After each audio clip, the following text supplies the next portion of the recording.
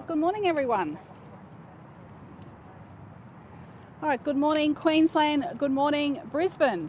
I've got the Lord Mayor with me today, so I'll be speaking a little bit about the Olympics in a few moments, but first of all we want to give everyone the COVID update because I know Queenslanders want to know how we're going and how we're tracking. So I can report in really good news today. We have 0 new community cases, so well done Queensland. That's an absolutely perfect way to start a Sunday. And we have 1 case that was detected in hotel quarantine. So that's great news, but that's not to say that we don't expect some more cases coming out of that Indooroopilly cluster. So that's wonderful news. 145 active cases. We did 13,341 tests yesterday.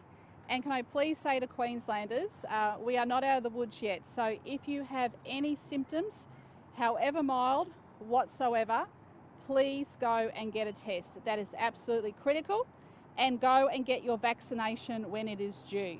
So good news on the vaccination front as well. The Brisbane Convention Centre was supposed to do 3,000 yesterday. They did 3,002, so that's fantastic.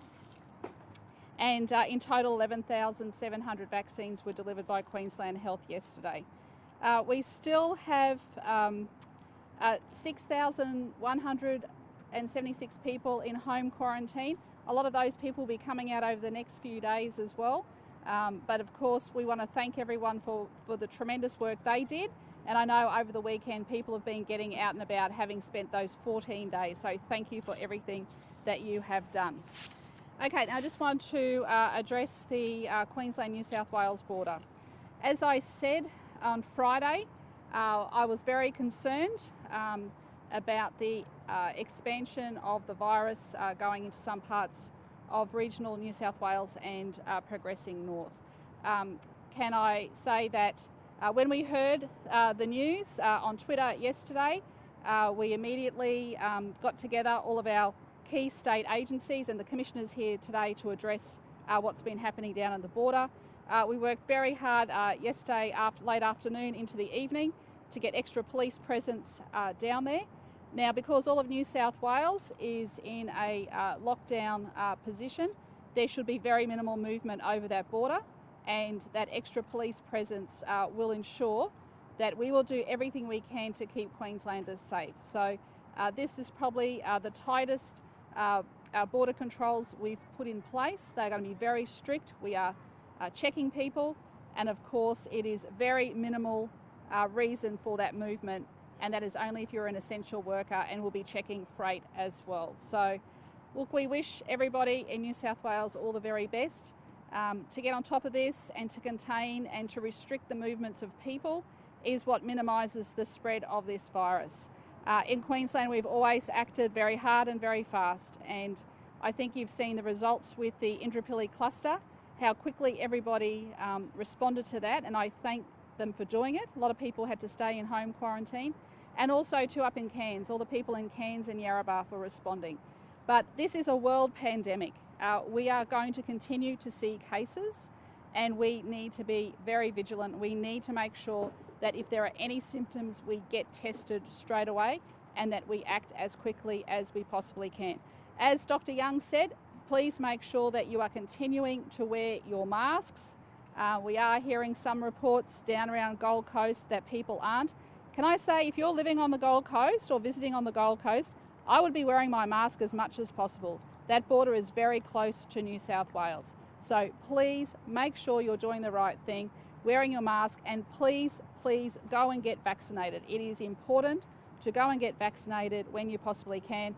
And of course, we're waiting on more supplies from the federal government, and then we can ramp up that extra vaccine capacity across the state. So I'll hand over to our Deputy Chief Health Officer, James, who's going to just give us a quick update, and the Police Commissioner.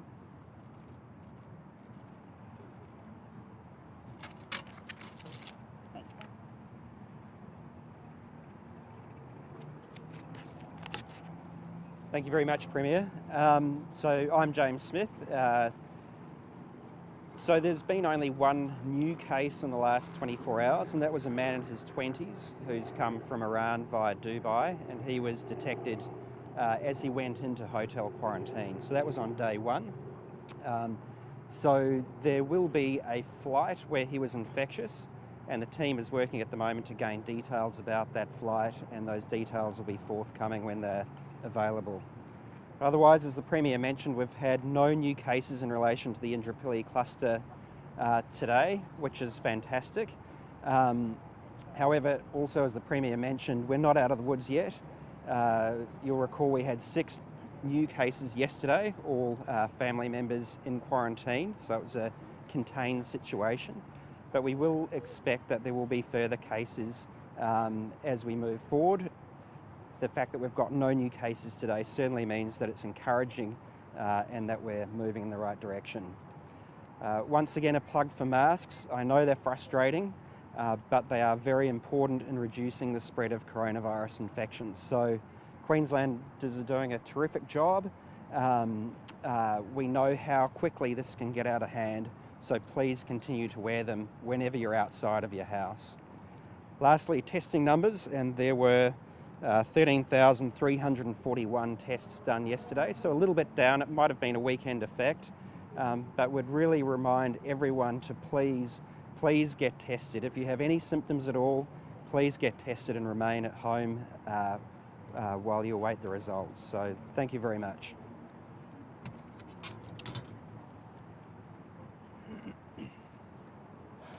Good morning, everyone. Queensland Police have significantly ramped up their resources on the border with New South Wales. You will see every vehicle being intercepted coming into Queensland. I ask Queenslanders not to travel into New South Wales, and those coming from New South Wales can only come in if they have an exemption or part of the essential worker group. We spoke to all the mayors across the border with New South Wales late yesterday afternoon to notify them what was happening. As you can appreciate, it did happen very, very quickly, and I thank my police for ramping up quickly to address that issue. I ask that people be patient. There may be queues, but the traffic was quite light last night. In fact, there were only 10-minute waiting period on the M1, but that may increase tomorrow. But every vehicle will be intercepted. Please be patient, please comply, and please work with us. Just a couple of other things. Last night, we did fine hefty fines to 3 nightclubs in the Brisbane area who had been previously warned about non-compliance, and those breaches are $6,892. As I said, very hefty fines. Patrons not wearing masks, too many patrons within the area, and also standing whilst having their drinks. So I ask that all businesses, and most of them are very compliant because we do compliance checks every night and every day, but if you have received a warning, please be compliant, otherwise you will be breached as they were last night. I'll leave it at that, Premier, and open up for questions. Any questions about COVID and the situation in Queensland? You mentioned you learned that stable on lockdown news on Twitter. That's a feeling shared by a lot of people in New South Wales at the moment. Are you comfortable and satisfied with the communication coming out of New South Wales? That's a matter for them, but that's not the way we communicate to the Queensland public. Are you comfortable with the information being sent to you? Obviously, we share a border. You would like to have seen that handled. Look, I understand they had to act quickly. I think we just need to wait to see the reasoning today from the New South Wales Premier. That's entirely a matter for them. We have to act on the advice we're given. We had to verify that advice, and we acted as quickly as we possibly could. And as you can see, the police and through the Police Commissioner mobilised incredibly quickly. So I really want to thank our agencies for moving at light speed to enact that stricter measures at the border.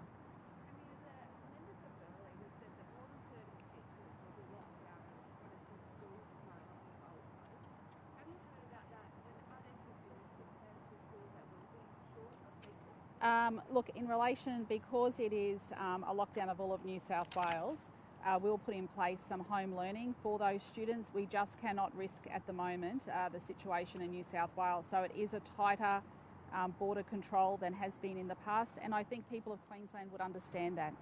And as we've seen, it has been transmitted in our schools, the COVID. So it is a stay-at-home order from New South Wales, and people who live in New South Wales need to comply with that order.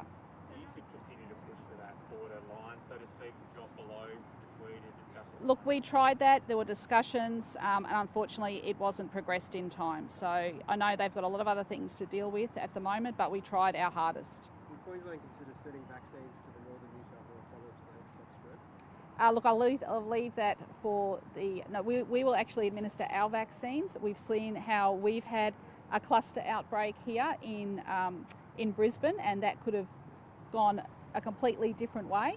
So I need people in Queensland to get vaccinated. So the supply that we have, and this has been all of the conversations from National Cabinet, is that we will continue to get our supplies. And because of that Delta outbreak, we got a brought forward of supply from the federal government. So look, we hope that the federal government can get more supply. Anything else on COVID? Good. Okay, we might bring the Lord Mayor in and we'll talk about all things Olympics, hey? Okay, so it's been 1 week since the Lord Mayor and I finished our 14 days of mandatory hotel quarantine, and we feel all the better for it. But look, can I just say it was wonderful to be over in Tokyo with the Lord Mayor to secure the Olympics for Brisbane and Queensland in 2032.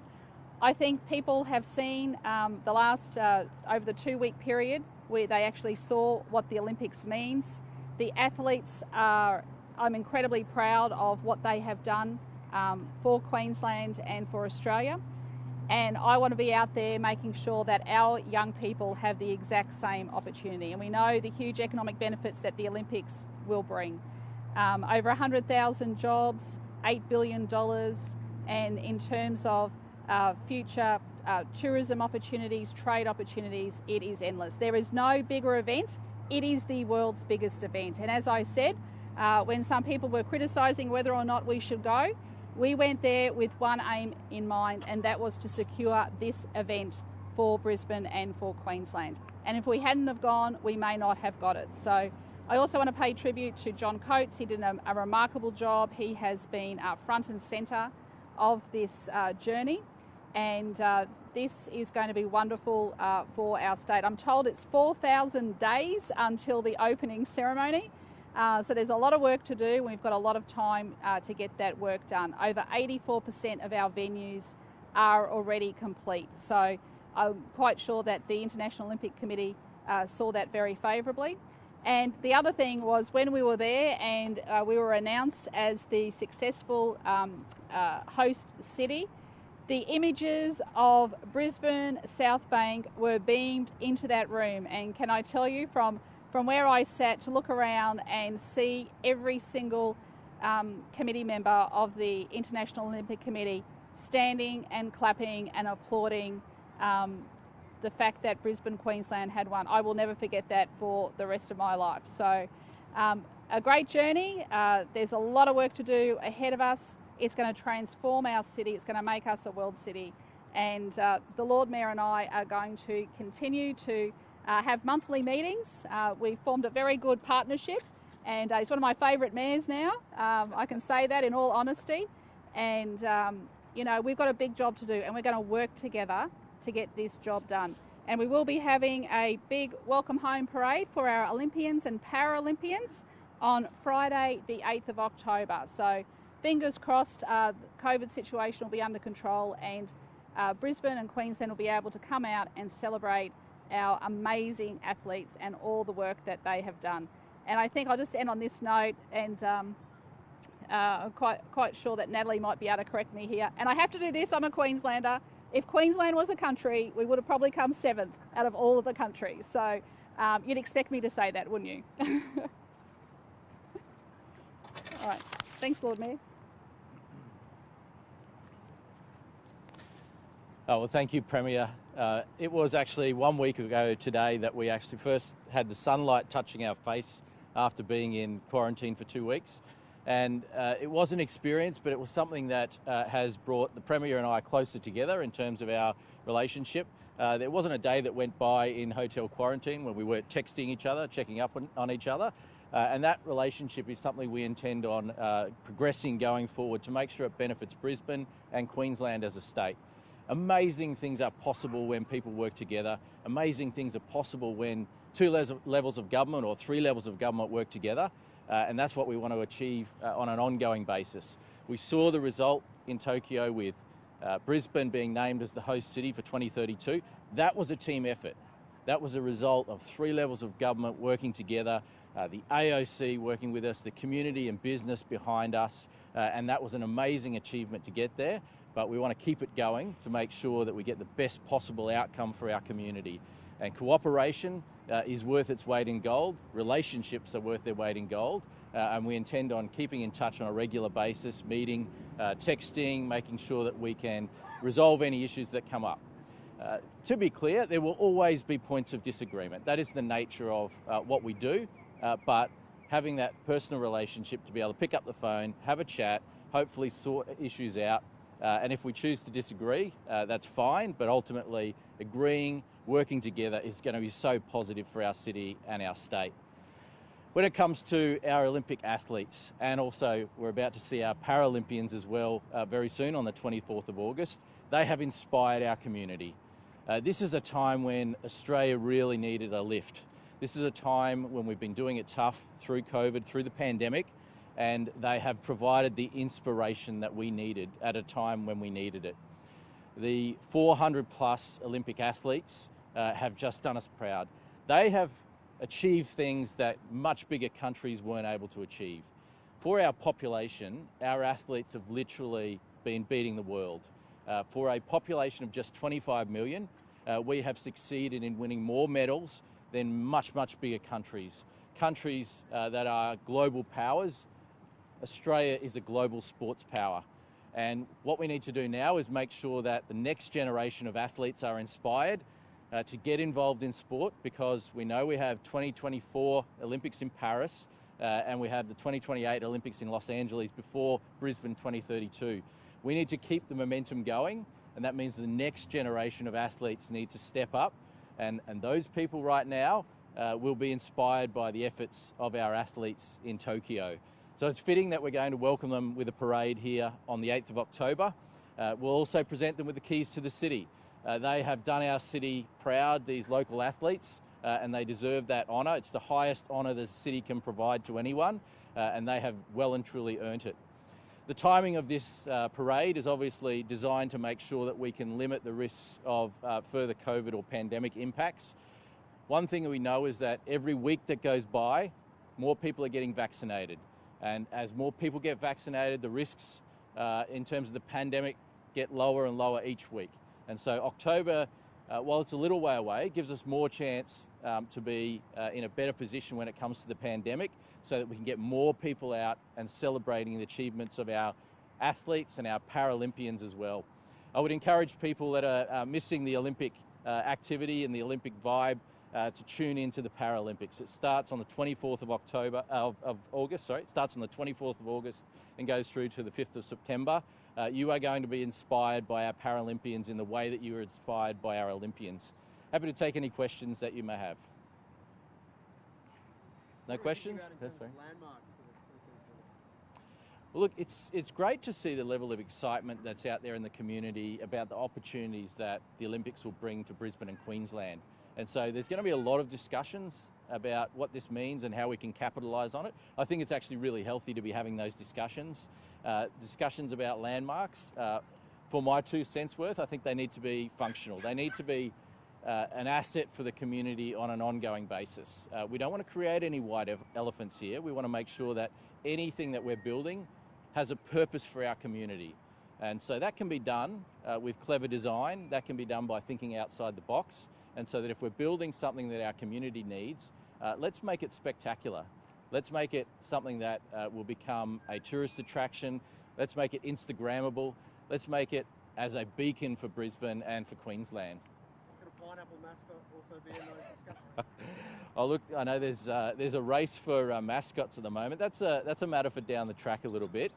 There's a lot to be planning and there's a lot to be talking about. But I just think this is all a sign of the excitement that people have for the opportunity for Brisbane and Queensland.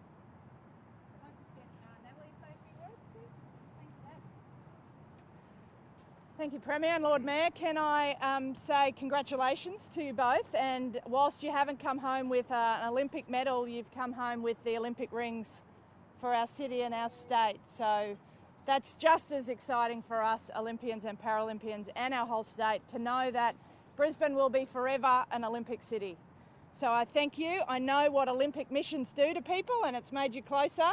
You go through ups and downs as teams, and some come home with medals and some don't. Our athletes are sitting in quarantine right now, so they're going through what you've been through, and we have a very big program at the Australian Olympic Committee to help them through.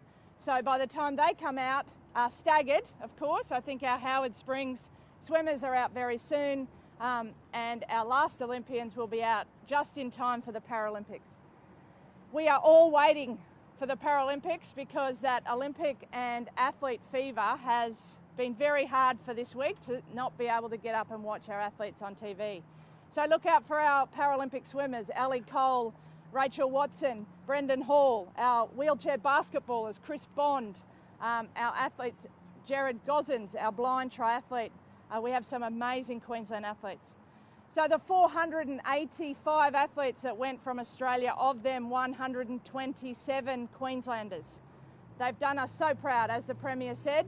We would be 7th on the medal tally as Queenslanders, and Emma McKeon in the top 20 on her own.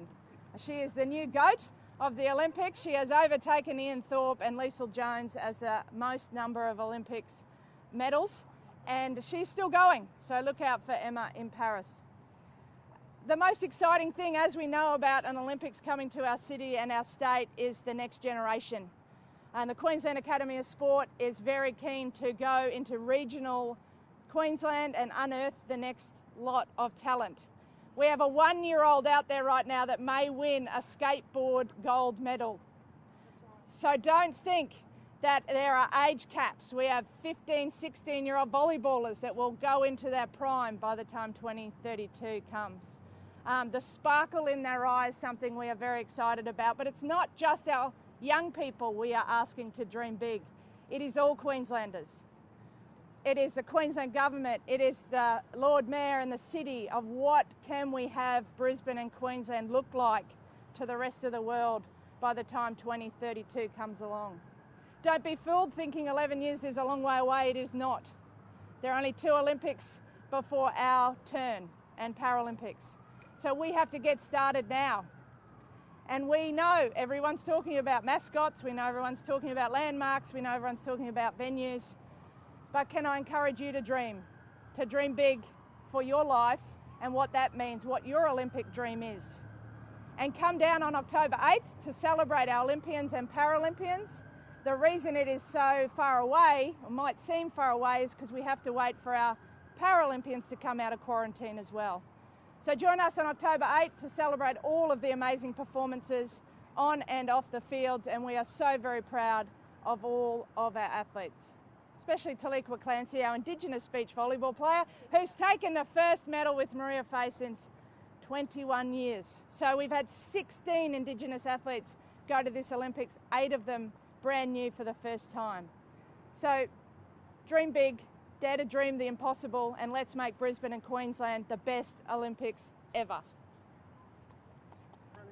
Premier, how can the Queensland government be helping fostering the next generation of locals? We'll be talking about that over the coming weeks and months. We've got a lot of plans in place, but we want to be out there across Queensland searching for those young athletes that have incredible potential. And I just know that one of the things that the IOC loved about Queensland's bid was our love of sport. And I know I was just talking to a construction worker the other day, and he told me that his children are so excited by the Olympics that they want to be Olympians in 2032. And I'm quite sure there's a lot of boys and girls sitting out there now in their lounge rooms watching the news tonight that'll say, I want to be an Olympian and I want to dream that dream. So in Queensland, anything is possible. Premier, on a separate issue, is the government seriously considering a law for rogue magpies to be shot? No, not to my knowledge, no. Okay, anything else? No? Good. Thanks, everyone.